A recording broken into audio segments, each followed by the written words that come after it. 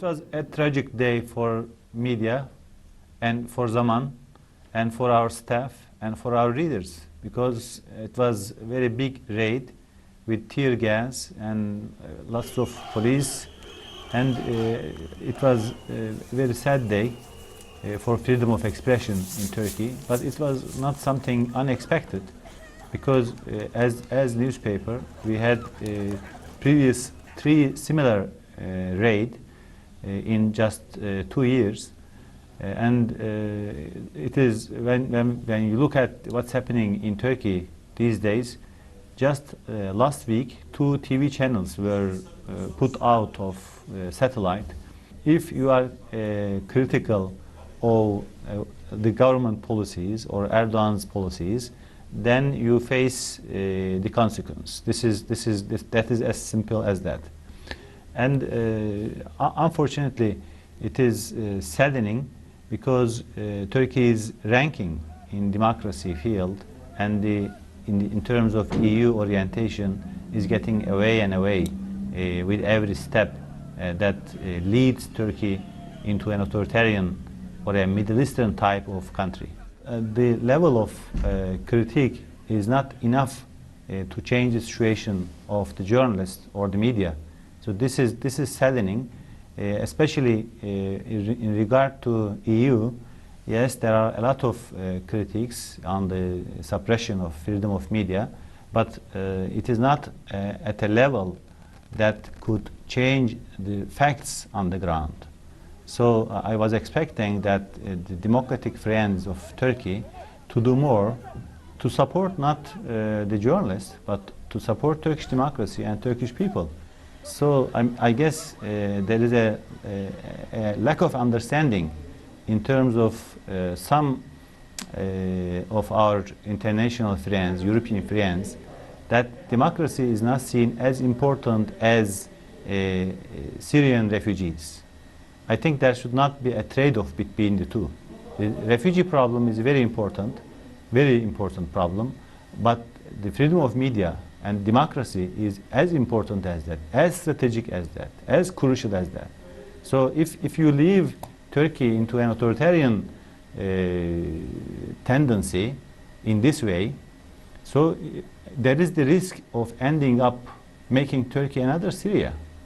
And this is a very important risk for the stability of the country. The deposed editor of the Zaman newspaper. Well, I'm joined from Ankara by Ravza Kavakci, an MP and a member of the Central Decision Executive Committee of President Erdogan's AK party. And thank you very much for joining us. And it's very much later in Turkey than it is here. Can we just start by this newspaper, Zaman, and what has happened there? Are you embarrassed by the fact that a major newspaper, the main selling newspaper, has been taken over by the authorities in your country? Actually, there is nothing to be embarrassed about, because this was a part of the ongoing case against the new. It wasn't something against the newspaper, but it was an ongoing case that had allegations of tax evasion, fraud, and insider trading. And Zaman is one part of the company that is being alleged and investigated on these matters. That's why it's an ongoing case, and because they're being under investigation, it just happens to be a media company. And it's being investigated by the government. Yeah, currently. and it just so happens that the editorials over the weekend were more pro-government than they were on Friday. Let's take another example, because there are these many cases, almost 2,000, of people put on trial or intimidated for the offence of insulting the president. Now, it's just so foreign to us to have a crime of that. A guy lost his job as a doctor for comparing the president to Gollum from Lord of the Rings. Is that normal in Turkey now? No, actually, it is. If it's against the law, if someone swears at the president, that's the case in many countries. he has the right to take them to court, just like ordinary citizens like we do. And in Turkey, the judiciary is, of course, separated. There's a separation of powers.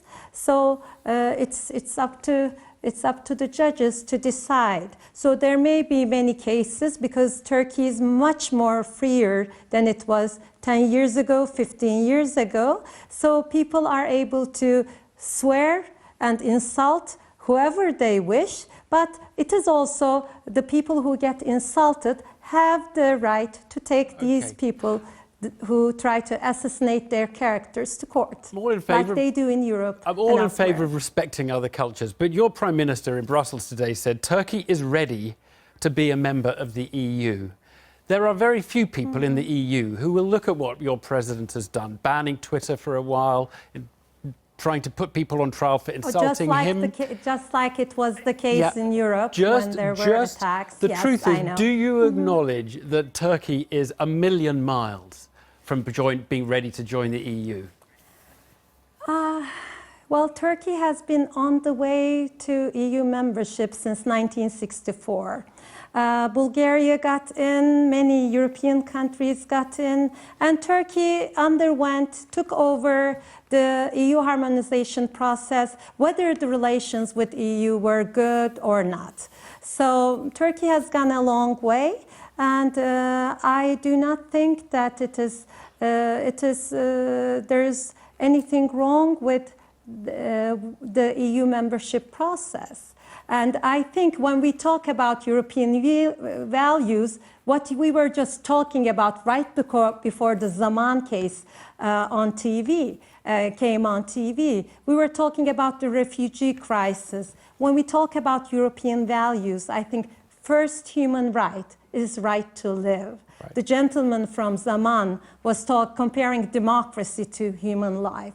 I respect his opinions, but when there's no life, when people are being killed in Syria, and when the whole world is doing almost nothing, and Turkey has been hosting all these people, and you cannot compare, there's no importance of human democracy when there's no life. You need to have life in order for democracy to live. Sorry to interrupt. I hear what you're saying. Very, very briefly, after this deal, does Turkey's behaviour change with regard to how it enforces the border with Greece, the Aegean Sea? Just very briefly, please. Yeah, it will not change. It will continue. Turkey is trying to discourage people from taking the sea, and we are saddened by all the lives that are lost in Syria and all the lives that are lost of the refugees who are trying to go into Europe, hoping for a better life. Turkey has been hosting almost 3 million people. You said it on your news. Ravza, Kavakci. So we're doing our best. Ravza, we're out of time. Thank you so much. Much appreciated. Thanks. Thank you.